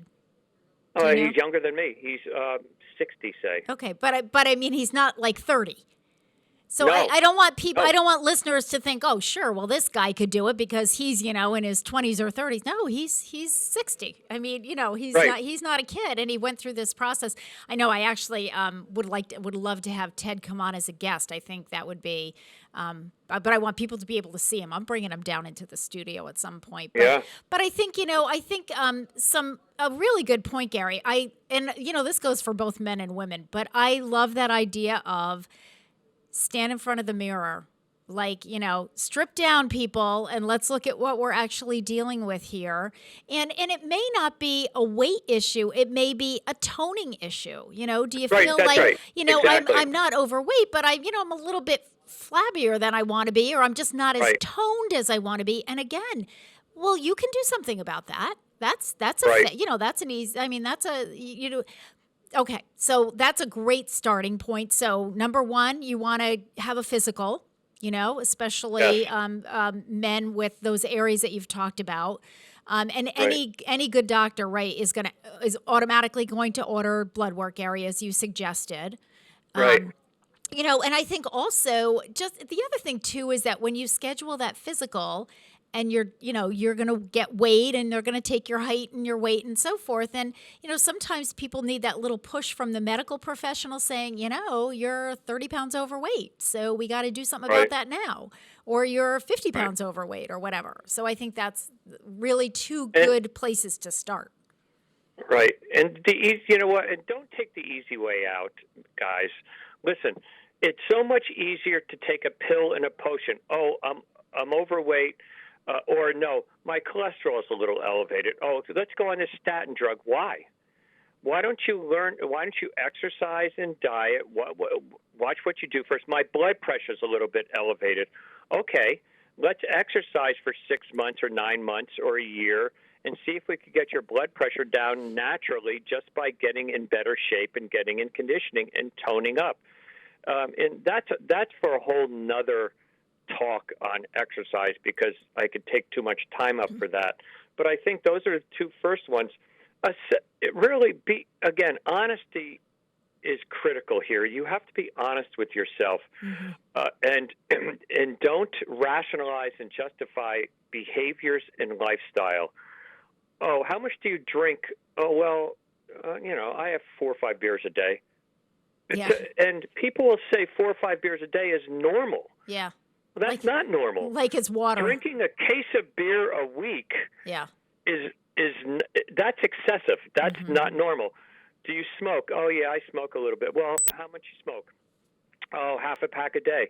Well, 3.5 packs of cigarettes a week is not normal. That's That's excessive, pathology yeah. waiting. So, you know, I think we really justify and rationalize our lifestyle based on other deeper-seated problems, which are out of my scope of practice. I mean, when you get into things like depression and anxiety and other psychological issues, these crutches, these tools that we're utilizing, this self-medication with these lifestyle activities are harmful to us, and we need to be honest and aware of that, and to either decide to make a change or get help to make a change, or do nothing and let the chips fall where they may. And unfortunately, I think the third choice is what a lot of people decide to do,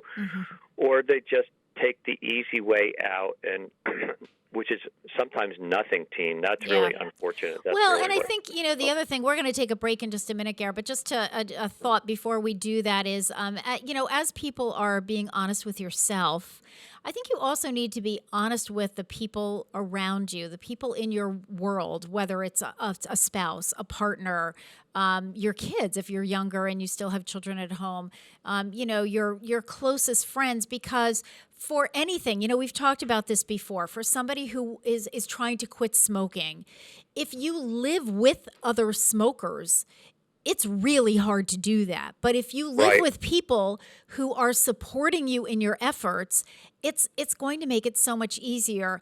And, you know, possibly too, it may be like you need to rethink some of your friendships, you know, like are the people who with whom you're associating, you know, are they people who are also rationalizing and, oh, well, what's 3 more beers? And, oh, well, you know, let's just sit and watch the ball game. You don't need to go take a walk, or you don't need to go to the gym, or you don't need to go, you know, go for a run or go get on your cycle or whatever. You know, I think it's important to surround yourself with people that are going to help you to be supportive in your efforts of making some changes if you've been honest with yourself and you do want to make those changes. So we'll talk about that a little bit more when we come back. Let's take a break. My guest this morning is Dr. Gary Gorman, chiropractor with Strength for Life in Easthampton. It is 7:33. You're listening to WSKB 89.5 FM radio for the Westfield Masses and WCPC cable channel 15. And in honor of the birthday of Pat Boone, we're going to listen to him singing his beautiful song, Love Letters in the Sand. We'll be back.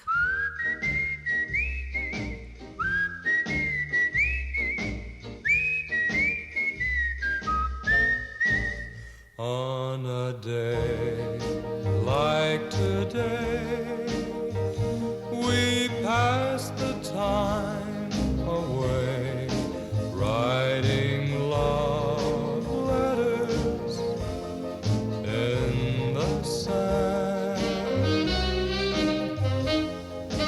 How you laughed when I cried each time I saw the tide take our love letters from the sand. You made a vow that you would ever be true, but somehow that vow meant nothing to you.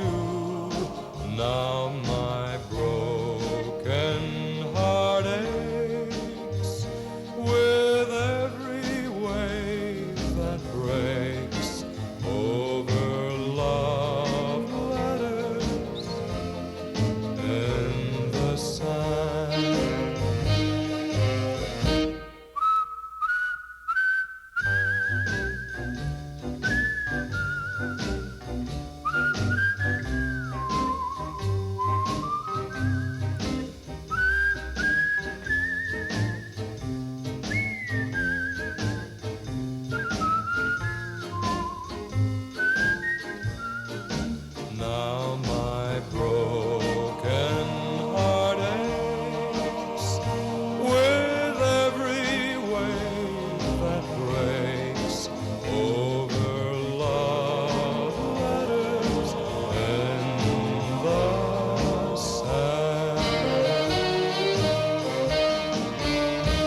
Underwriting for Community Radio on WSKB is brought to you in part by Rockies.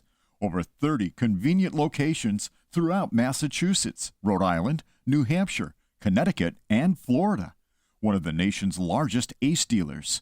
Expertise and great product selection in paint, hardware, lawn and garden. That's Rockies. Rock solid service since 1926. On the web at Rockies.com. Listen to me, Michael Buster McMahon, Mondays 8 to 10 a.m. to learn the stories behind your favorite songs. Or don't. I'm not the boss of you. Community Radio. 89.5 WSKB. Live from Studio 120 at Westfield Technical Academy, this is WCPC Channel 15 and 89.5 FM, WSKB Westfield. Good morning, Westfield. It is 7:36. You're listening to WSKB 89.5 FM radio for the Westfield Masses and WCPC Cable Channel 15. My name is Tina Gorman. I'm your Wake Up Wednesday host, and I'm in the studio this morning with the chairman of the board, producer Pete Coles, and on the telephone is Dr. Gary Gorman, chiropractor with Strength for Life in Easthampton. And the topic of discussion for today is men's health, because June is National Men's Health Month. So welcome back, Dr. Gary Gorman.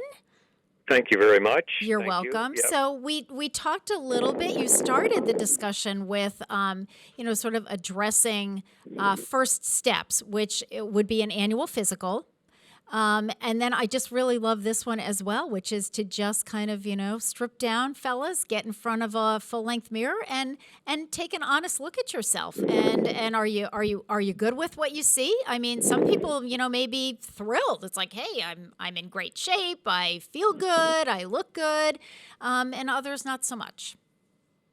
No, I agree. And you could just, if you want to see one side of the scale and the other side of the scale, just go into our Strength for Life website and look at us, the doctors in our practice. Dr. Arnold is 74 years old, and he looks like he's 60. He's amazing, we all take pride in ourselves and what we look like. And I want to just emphasize that this change can start slowly. Guys, listen. Yeah. I don't want you to think that you have to go join Planet Fitness. You have to go work out 7 days a week. Just start off slow. Start walking on a daily basis. And then you could do some light exercising at home. And if you need a coach to do that, reach out to somebody who is knowledgeable on this.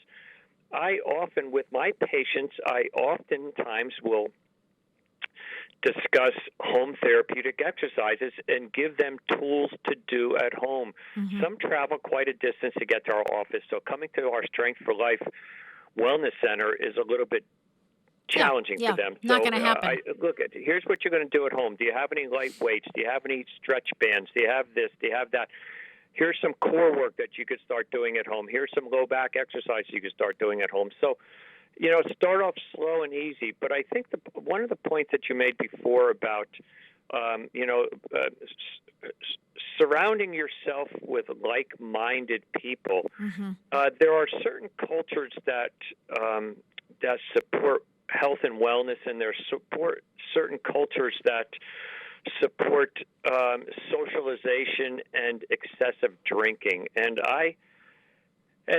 so I think the key is to assess what culture you are in, and if you're okay with that, and if indeed you're not, find a different culture to get involved with.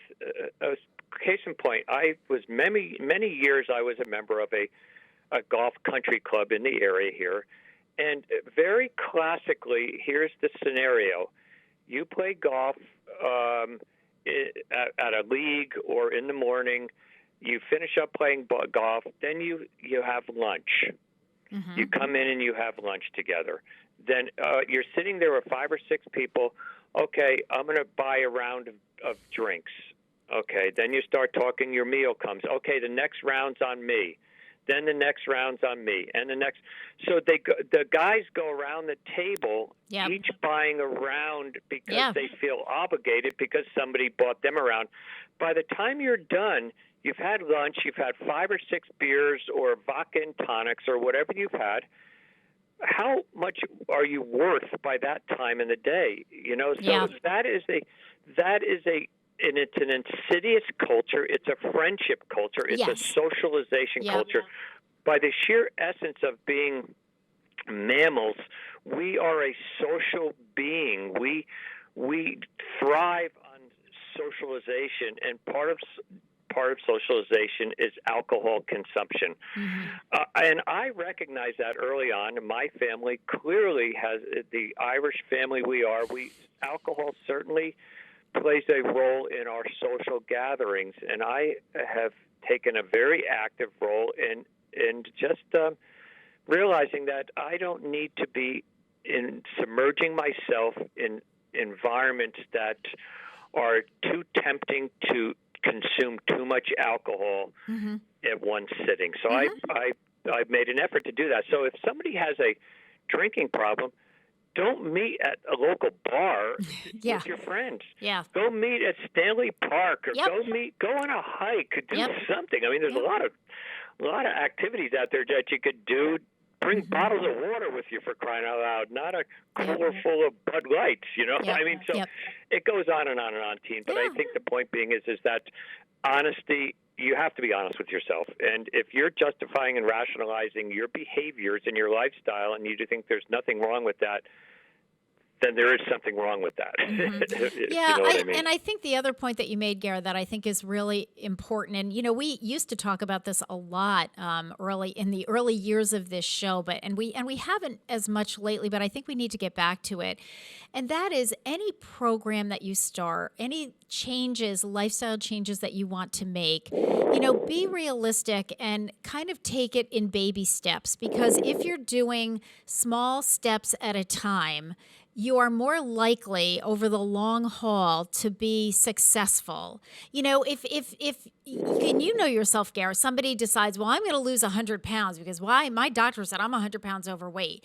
And, you know, you decide you're going to crash diet and, you know, you're never going to eat another piece of bread as long as you live and you're only going to ever drink water. You know, that is such a sure way to fail after about a week, because then you're just going to throw up your hands and say, I can't do this. This is ridiculous. It's too hard. As opposed to, all right, I am going to start this new eating program, just as an example, with, you know, eliminating bread, or, you know, just or, you know, or whatever, one thing. If I'm used to drinking Pepsi, you know, 6 Pepsis a day, I'm going to start by, I'll treat myself to, you know, 2 Pepsis or 1 Pepsi or 1 Pepsi a week, whatever it is.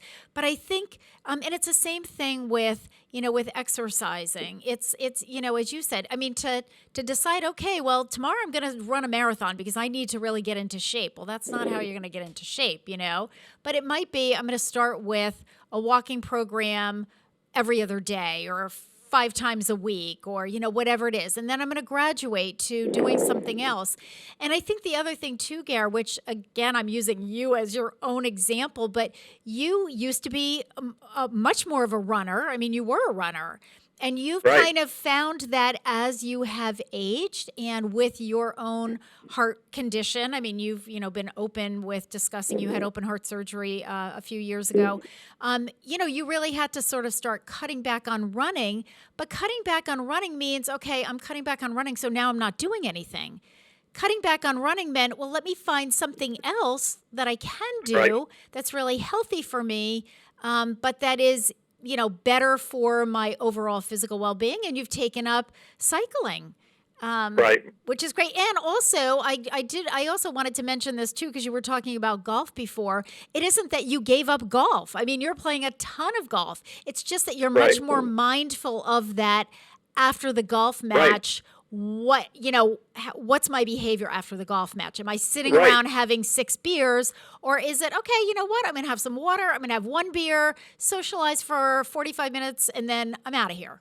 because I'm going to go home and do yard work or something. Because as you said, part of the thing with, when you engage in an activity and there's a lot of alcohol, but even if it's the middle of the day, well, then you go home. All you want to do is take a nap in your chair. I've had 6 beers. I mean, I don't want to go out and cut the grass now.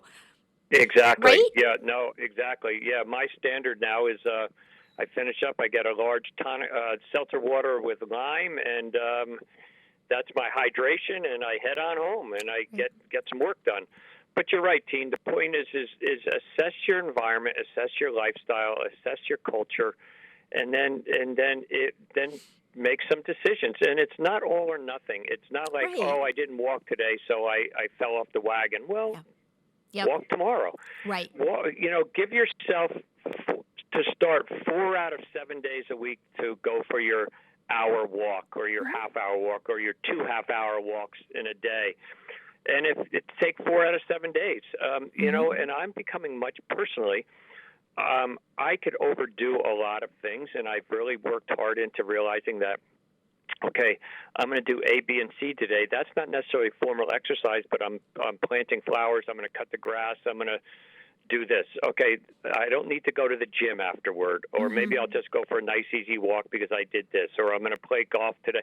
So really, being active, as we age, being active counts for something. And but if you're sitting in a chair all day long doing absolutely nothing, watching Netflix, well, then that's a problem.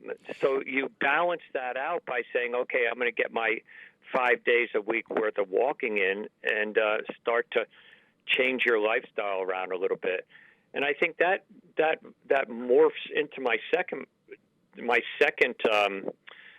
section about for men's health is moderation in everything. We talked about let me hold that thought for a second. Moderation. So we tend to do all or nothing. I'm going to go to the gym and I'm going to start working out 7 days a week. My testosterone level is flowing strong, and I just have to push up as much weight as I possibly can. Well, that's not the way to do this. Guys, we're no longer, and again, go back to the mirror. You may think you're 31, but you are not 31. Yeah. Look in the mirror. You have gray hair, or you're bald, or you're overweight, or we are no longer the youth of yesterday. But there's no reason why we can't be youthful older adults by making some changes. And there's no age is just a number. In some respects, I'm in better shape than I was. In some respects, I'm not than when I was younger because I've attended different parts of my body. So moderation in everything, yard work. Don't try to do everything in one day. I know we had a conversation with your brother about some workout or something. He said, I could be sore for 4 or 5 days. Yes. If I do that, well, the bottom line with that is if you're sore for 4 or 5 days after you do a workout, you did something wrong. Right. You shouldn't be sore for 4 or 5 days after you work out. So if you do something and the next day you wake up and you can't get out of bed, or you're walking around like a decrepit, like a zombie, then learn your lesson from what you did the day before and moderate it the next time you have to do something. I often, Teen, in school, I often asked my students what the definition of insanity was. Because in school I would say, if you didn't do well on your first exam and you plan on studying the exact same way, does anybody know what the definition of insanity is? And they go, somebody raised their hand. Yes, doing the same thing over and over and over again and expecting a different outcome. Right. So if you go to the gym and you do a workout and for 3 days you're sore, why would you go back to the gym and do the exact same workout that you did, expecting that you're not going to be sore for 3 more days? So you moderate things.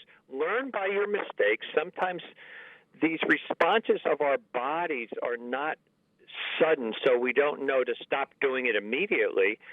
They may take a little time, but learn and assess and go, okay, what did I do? Why am I so sore today? Oh, yeah, I did this yesterday. Well, next time I have to do that, let me cut it in half or back down on the time that I'm doing that and see how I feel that way. And you know what, too, Gare? I'm going to flip that and say, on a positive spin, if you have done things in the past that have worked, I've talked to people that have said, I felt my best 10 years ago when blah, blah, blah. And I will say to them, okay, what were you doing 10 years ago? Or I'll ask myself that. Boy, I was in the greatest shape, back in 2014, whatever it was. And it's like, okay, so what was I doing back then that I felt good, I looked good, and let me get back on track, because I think sometimes, Gare, what happens is it's not all or nothing. People they're doing well, and then life circumstances happen. I mean, you and I both know we had to help take care of aging parents. And in both cases, they didn't live close by. We were doing a lot of travel. You were in a car back and forth to New Jersey, 3 hours each way. I was on an airplane flying back and forth to Tennessee, sitting around airports. Well, then you kind of start to think of, well, what can I do? Like when I'm in the airport, the airport is a great place to do walking. It's huge, you know? So you and I have both done that. But I think it's, it is easy to kind of get out of sync with, I was running 4 days a week, or I was walking 6 days a week, but then, I was taking care of parents, or you have kids with issues, and all of a sudden you're out of those habits. And it's okay now to say, okay, now wait a minute. Let me go back to what was happening 3 or 4, 5 years ago when I felt really good and I was in good shape and I was eating better and I was paying attention to things. And let me get back on track. You know what I mean? Yeah, no, I totally agree. And, life throws curveballs and life gets in the way sometimes. And so we really need to give ourselves some flexibility. They're not excuses. Right. They're not rationalizations of why I'm not doing something. Don't come up on my neighbor can't walk today, so I can't walk. Oh, so that means you have a cast on your leg as well because your neighbor can't walk with you. Mm-hmm. Those are excuses. But when you are doing something for, your lifestyle gets turned upside down for some reason, whatever it may be, moderate your expectations for that time period and do something rather than absolutely nothing. Mm-hmm. It's instead of being able to hike for 2 hours, go for a 20-minute walk. Yeah. If that's all you can afford that day, it's better than no walk. Or I'm going to do some little stretching exercises while I'm sitting on the floor watching TV. Okay, do that then. Yep. You could do that. Give yourself the license to do that. This is not cast in stone. These are benchmarks. These are just some suggestions, some ideas to use, but for yourself. And I work through this every day with my patients, and I know, and I have to meet them where they are. And some patients, I finally get to the point where I say, look, exercise is important, but I'm not going to badger you here or try to talk you into something that you don't want to do. Mm-hmm. These are the benefits, and you let me know. I don't want to waste your time or my time going over these exercises with you if you're not going to do them. Mm-hmm. If you're not going to do them, that's your right and your decision, but these are you may, as a result of this decision, here's what you may end up doing down the road. So. And I think the other thing too, Gare, is, and we've talked about it before on the show, and we've talked about it at the senior center as well, and that's incorporating exercise. I don't even want to call it that. Incorporating movement and activity into your everyday life without a separate formal, exercise session. So for instance, instead of parking as close to the store front door as you can, park as far as you can and walk the length of the parking lot, because then at least, right. And again, if you can run up and down the stairs a few times. A lot of people live in 2-story homes. Use the stairs as your own personal stairmaster.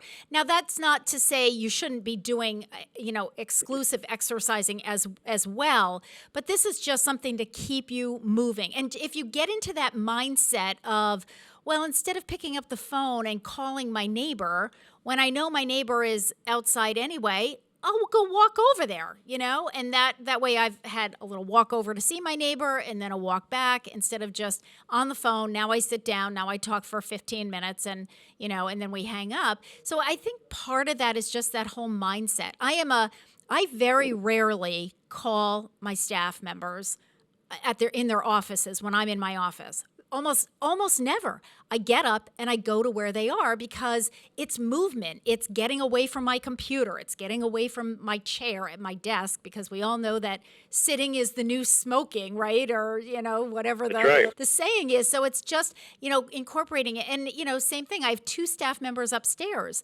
And I will sometimes, it's like, okay, let me run upstairs. Somebody will say, oh, I got to call Joyce or I got to call Joanne. And I said, well, or I'll put this in their box. And I'll say to them, you know what, let me have it. I'll run upstairs and I'll give it to them. It's a reason to get a little exercise. So I think if you start to think along those lines, and then it just becomes part of your lifestyle and your routine.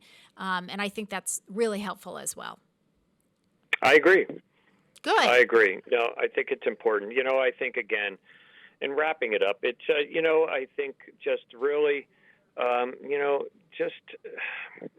just be honest with yourself, because I think we rationalize and justify everything, all our behaviors, because we don't want to look in the mirror and think that we're doing something wrong.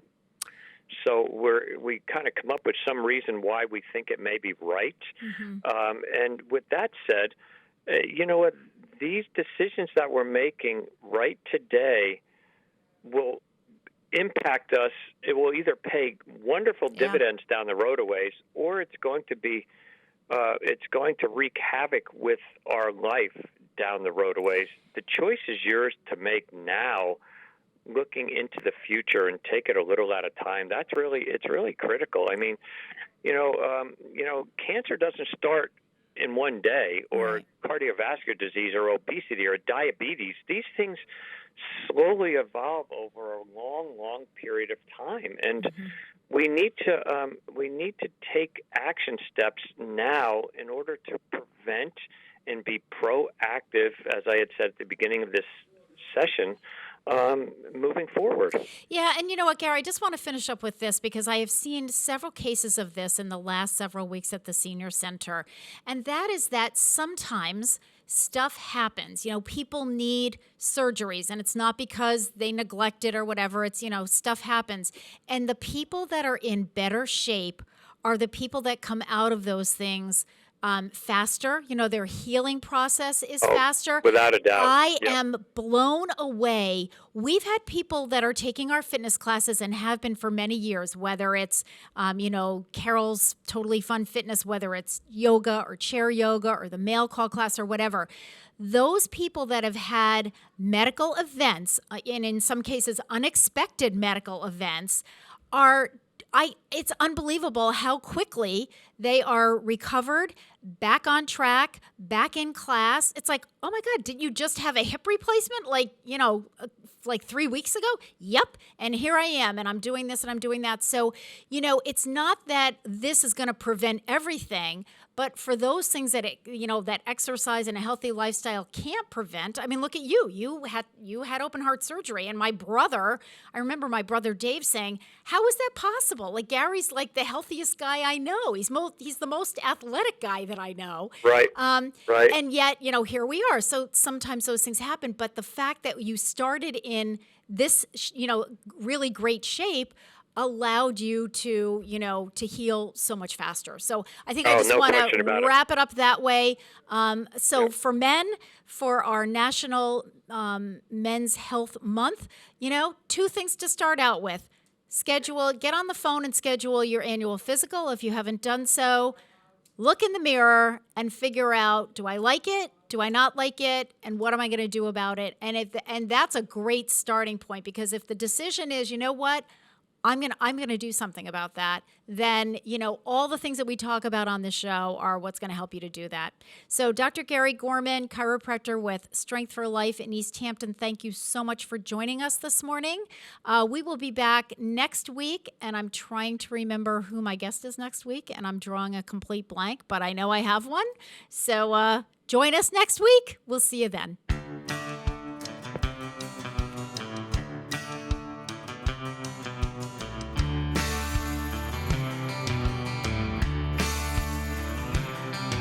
If you see your brother standing by the road with a heavy load from the seeds he sowed, and if you see your sister falling by the way, well, just stop and say, you're going the wrong way. But you've got to try a little kindness, show a little kindness, shine your light for everyone to see. And if you try a little kindness, then you overlook the blindness. Narrow-minded people on their narrow-minded streets.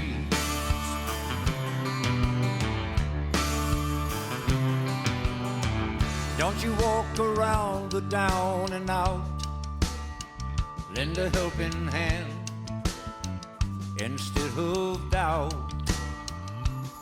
And the kindness that you show every day is gonna help someone a long life's away.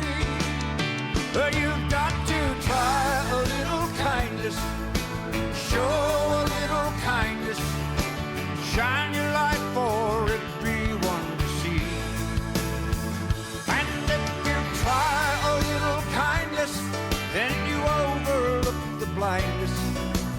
Narrow-minded people on their narrow-minded street.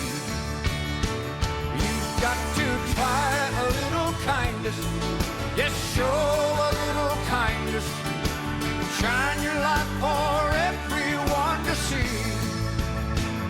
And if you try a little kindness, then you overlook the blindness. Narrow-minded people on their narrow-minded street.